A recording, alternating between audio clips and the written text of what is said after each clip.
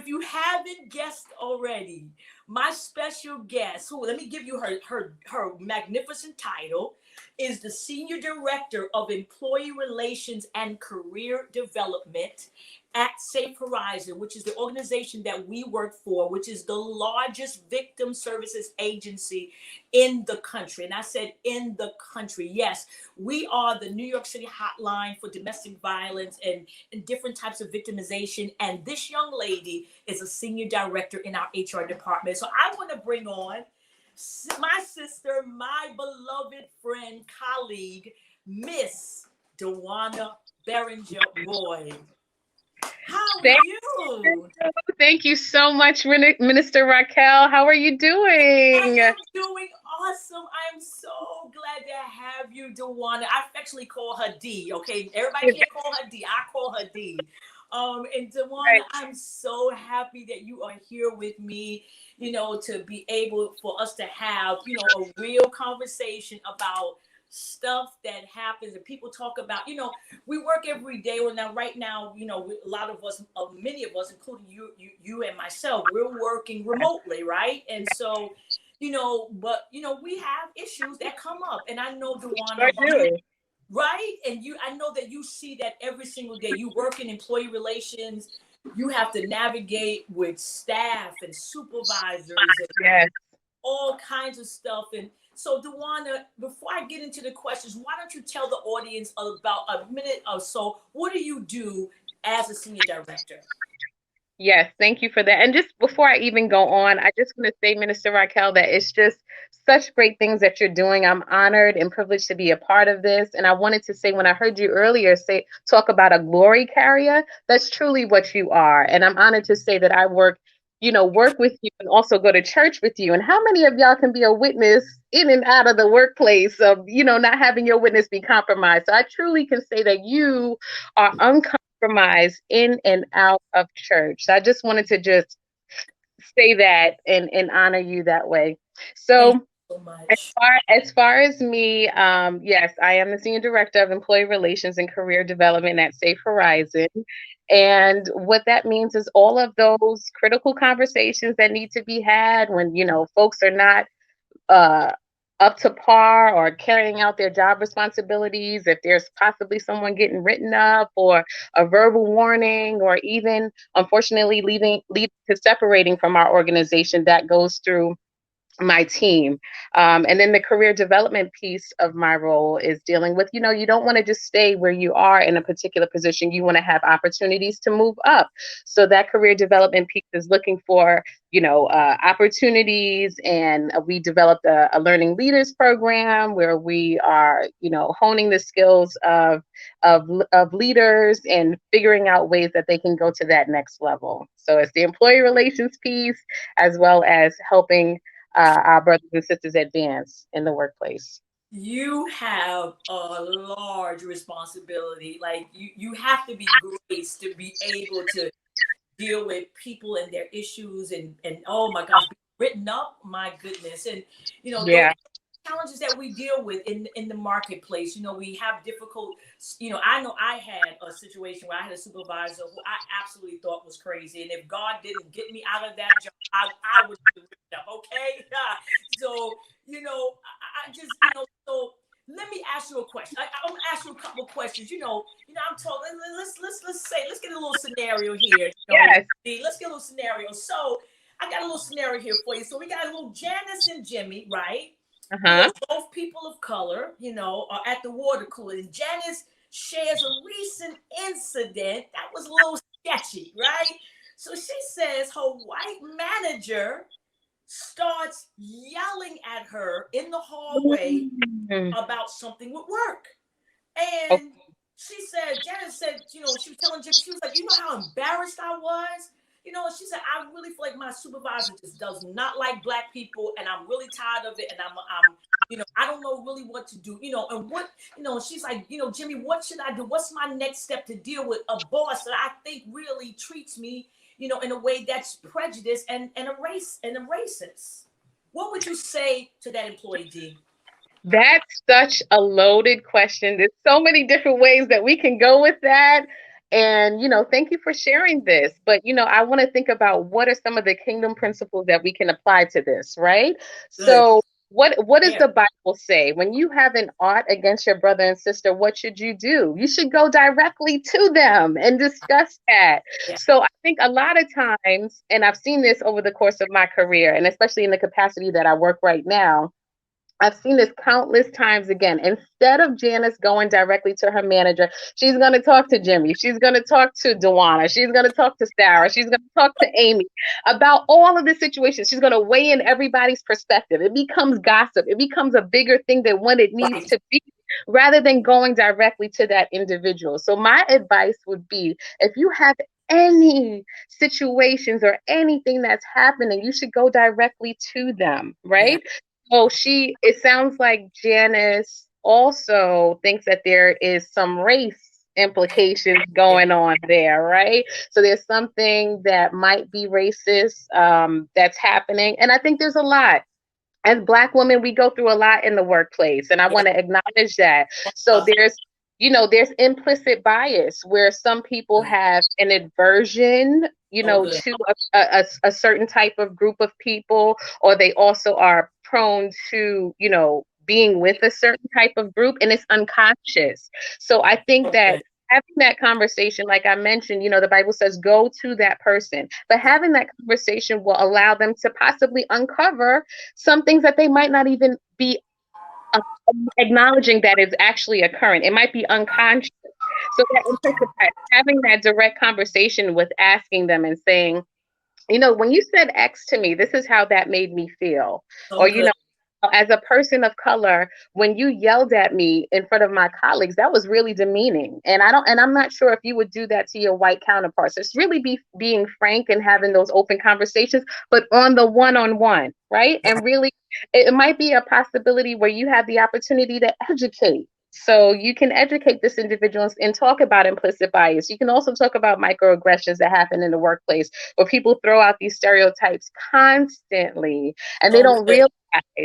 realize that it's happening. But it's important to have that one-on-one conversation. And what's funny about the Bible, Minister Raquel, is that it irons everything out for us, right? We can get our masters, we can get our Ivy League degrees, we can Yeah. get certifications, but it's right there in the book. So all these best practices are literally right there. And it's funny. So down, I think that's what Matthew 18, where it talks about if you have an art with your brother and sister, to go to them. But later on, it talks about, if that's not enough, bring one or two witnesses, right? So that's where HR comes into play. So you have your conversation with your manager, and maybe they're just not seeing eye to eye. They're not understanding what you're saying. They're not in agreement, or they just don't see things from your vantage point, or things get escalated even more. That's where HR comes into play. We can be that third party that's not biased. We can listen to both sides. We can weigh in and help to facilitate that conversation. So I think, if you're unable to have that conversation directly with your manager, bring in your HR rep to help you facilitate that difficult conversation and talk about what you're feeling like. And one last thing, because you said the manager was yelling, so so we don't want to yell at people. I'm laughing because Minister Raquel knows we have a code of conduct, and every job has a Yeah. code of conduct Yeah. of what's acceptable and what's not acceptable in the Exactly. workplace. I think yelling at someone is never okay. So I Yeah. wanted to also address that. And also, the Bible says a soft word turns away wrath, right? So if you're yelling at somebody, you're inviting the wrath to you, I think. I don't know. but but just no one should be yelling at anyone. It's never Yeah. justifiable. Like, let's be professional. Let's think about how we can articulate. It's not what you say, but how you say it. You So let's say it. think about Yeah. how you can articulate things that are frustrating to you. Hey there, everybody. This is Minister Raquel Pittman, and I want to give you an awesome opportunity. Yes, I said opportunity to join the uncompromised movement. When you have a great assignment in the earth, you need collaborators. You need people that will hook up with you to get the job done. Do you know that Jesus had partners? They were called the 12 disciples. Paul had partners that helped him to get the gospel all across the world. According to Philippians 1 and 5, partnership is biblical. And I want to ask you today, those that partner and participate and sow financially, you are actually partnering with God to get the work of God done and to advance a kingdom agenda in the earth. Part of the vision that God has given me for this marketplace ministry is, guess what? To help people to be successful in the marketplace. Some of the things that I want to do, we find that so many times people are struggling to pay for licensing exams like the LSAT or the MCAT, or even being able to pay for an exam that would help them to get into graduate school, to pay for training certifications.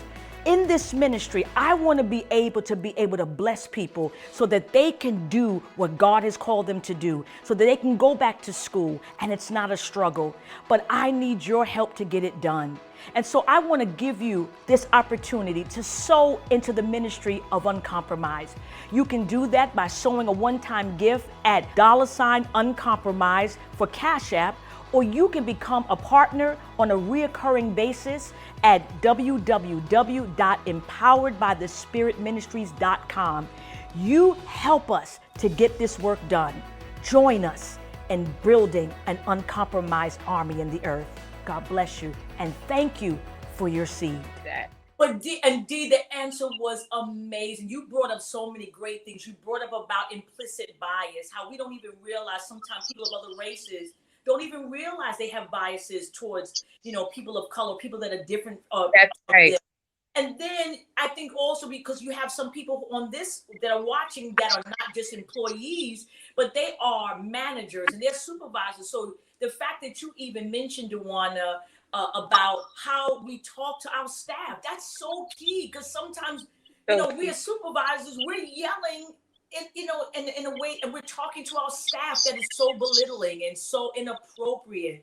So I also, on that end of the spectrum, is that if you're a manager, supervisor, like your tone, the way you would address things, but your answer about and framing it from a biblical perspective is about going to that person, going to the supervisor. And I saw somebody in the comments, which I totally, hey Labria, which is totally understandable, to say you have to be very brave sometimes. And isn't that important too, DJuana, about, and I think, would you, let me just share that if you're not brave, would the first step be, do you think, and I know it's different for every organization, so we're not trying to give you a blanket way of doing things, just to give you an idea about how to handle some of these issues.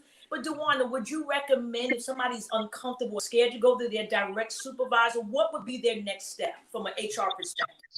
That's an excellent question. And I think, if they're, and like our sister Labria said, yes, you do have to be brave. So you have to be bold. You have to be brave to have these conversations. And ultimately it's bothering you. So you should speak up and not have someone else speak up for you. And you should use your voice to allow things to not get misconstrued. However, if you ever find yourself in a situation where you feel that I don't necessarily have all the courage that I need, I don't necessarily know the appropriate words to say, again, that's where human resources should come into play, and that you can consult with them. They can coach you on what is the appropriate way of communicating to your manager, some of the issues and challenges that you're receiving, and to either have that conversation directly, or like I mentioned before, they can come with you, and that HR representative can co-facilitate that conversation and can be there as a third party and a witness to whatever's happening. Because I said the yelling is inappropriate, so that should definitely be addressed. But on top of that, like what's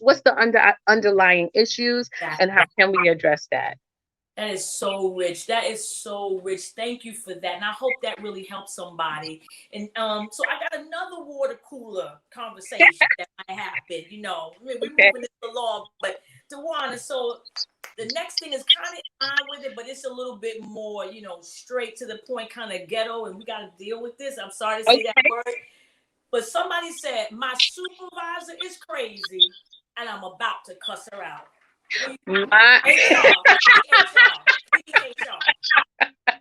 Well, it does sound like you do need HR. So Wow. Okay. So, it's things are escalating to the point where you feel like you're going to curse out your manager. Are we talking about a sister in Christ that wants to curse out her manager? We are having some difficulty. Can you hear me? Yes, we can hear you now. Thank you. Okay, perfect. So I was just laughing because I was like, is this a sister in Christ that's talking about she wants to curse her manager out? I was just asking you for clarity. But nevertheless, the again, thinking about kingdom principles that we can apply in our everyday situations. The Bible says, be angry, but sin not. Thank you. Not, sin not. So I know we are tempted. Trust me, I've been in so many situations where I've had managers and supervisors that it's just like, wow, you are trying of my faith. Okay, let's just be honest about that. But I also want to address again, going back to the first situation, it's communication. Communication is really key. If it's rising to the level of you wanting to curse somebody out, there's something that's going on in your heart. I mean, out of the abundance of the heart, the mouth speaks. So if Right. you right, if it's rising to the level where you want to curse somebody out, there's a lot that you haven't dealt with. And I Yeah. think again, having those bold and courageous conversations about what's going on will allow you to just speak your piece, have a little bit more peace once you speak your part Yeah. of what's frustrating you, and then ultimately address the issues that are happening. And then I also want to be clear, like in everything we have a process. I'm thinking about my own work experience, and like I mentioned before, I can speak from my personal experiences. I've had some bosses. I don't know how many of you seen the movie The Devil Wears Prada, but if you have not seen that movie, go watch that movie. I had a boss that was just like that woman, and Wow.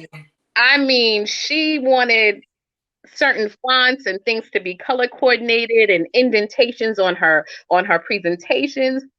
And in the moment, Minister Raquel, like I was really frustrated and challenged. Like, wow, she has all of these particulars. She's so detail oriented. And if anything is off, even by a centimeter, she recognizes it. And it's just so frustrating. Like, what am I Yeah. going to do? But in actuality, after that, that caused me and that cultivated a skill set in me where I was always on Good. time, able to, So good. make sure my I's were dotted, my T's were crossed, that all of that was, annoying Yeah. and had a level of frustration, it turned out for my good. You know what I mean? Like it really, really made me into the professional that I am today. So sometimes we have to look at a process, or sometimes we look at those managers and supervisors that really cause a level of frustration and think about what is it that they're doing, and how is God going to get the glory out of this, right? So gold goes through the fire. A Good. pearl through that, there's that sand and that irritation from an oyster that turns into a pearl. um, there's process in everything. So figure out if this individual is cultivating you for your next level, and is God in Wait. everything Say all around that us again. Go back to this. What is that person doing? cultivating you for your next level. That's Yes. a hashtag. Put that in the comments, somebody. Your irritating voice could be cultivating you for your next level. That is so good. Ooh, DJuana, my gosh. Man, we are, oh my gosh, time is moved. That was, oh, I love that. Like I said, we had, DJuana, I had just a real quick, I had a supervisor at one point before I came to Safe Horizon. I had a year of hell. I mean, she gave me, I mean, she didn't like me. There was so much like competition, and just Oh Lord. it was a year. If I did not learn how to get up, and I always was a person that get up early in the morning for prayer, but that lady made me more intentional, because I had, like you said, I had to guard my spirit. I had to remember that people were watching me because I said I was a Yes. Christian. And it also, it brought out in me that, honestly, DeWanna, I learned that my love walk wasn't where it was supposed to be. And so that was helpful for me. It took that irritation for Yes. God to show me something about me. And so, I appreciate that comment, because, it really made me aware of just some of the things that I was doing that was just out of order. And it took that situation to bring an awareness. And so those of you that are struggling with your supervisors or struggling with your coworkers, sometimes you just got to take a step back and say, God, what are you trying to teach me about me? How can I be better? And how can I showcase your glory in this situation? So that's so good. Can I give one last story about that with you? So it's funny because I have the pleasure and the privilege of working with you. So just a really quick story, and you mentioned this, so it just a light bulb went off in my head. I was like, oh my God, when you said like don't compromise your witness, and folks know that you are a Christian. I think it's so important to share this story. So I haven't even shared this with you, Minister Raquel, but there's a colleague that we share, and she watches. People watch, as you just mentioned. And she made comments. She pulled me to the side and she said, there's something about like, Raquel, the director Raquel, and you guys carry like a light, and I enjoy speaking with you. And I don't know if you're Christians. And she literally asked this question. So we have to be so careful about like, wanting to curse somebody out, because you never know who's watching and people are paying attention, and you have a reputation, you know what I mean? So I think that example of just someone also paying attention to both of us, and think that they're saying that there's attributes and characteristics about us that they feel is a light. I'm just honored to hear things like that. But I wanted to share that with you because folks are watching. So if you also say you're a Christian and you want to curse somebody out, you got to be careful. I just wanted to put that in there. Folks are watching, and that that is just, oh my gosh, that touches me because one of the things I want to be, if anything, I want to preach with my life more than I preach with my words. And I don't want to bring shame to the gospel of Jesus Christ through bad behavior, by inappropriate behavior in the marketplace. And and people think that that you don't have to show up as a godly person wherever you are. You have to show up as a godly person wherever you are, because again, you are the only church that somebody may see. Oh my gosh. Okay, this is getting so good. Okay. My last question for you, D. This is the real one. This is what I've had to help with folks sometimes. So somebody is saying, why won't anyone hire me? What's wrong with my resume? Gotcha. Why won't anybody hire me? Tell me what's wrong with my resume. Wow. So that's a lot. Again, that's so many things that I can address, but I'm going to think of maybe the top 5 reasons, as I see as a human resources professional, on why I might look over a resume. So one of the things is, follow directions and be detail oriented. So if a hiring manager is asking you for, your resume, give them the resume. If they're asking for a CV, give them a CV, a curriculum vitae. That's 2 different things. So you have to be clear about, what they're asking you for. If they say, give me a cover letter and a resume, make sure you have a cover letter and a resume. So follow the instructions first off for the individual job that you're looking to be hired for. It's very, very important that you are following instructions. In addition to that, we want to make sure that we're detail oriented. So if you are not, really paying attention to the hiring manager's name, I happen to have a very difficult first name, DJuana.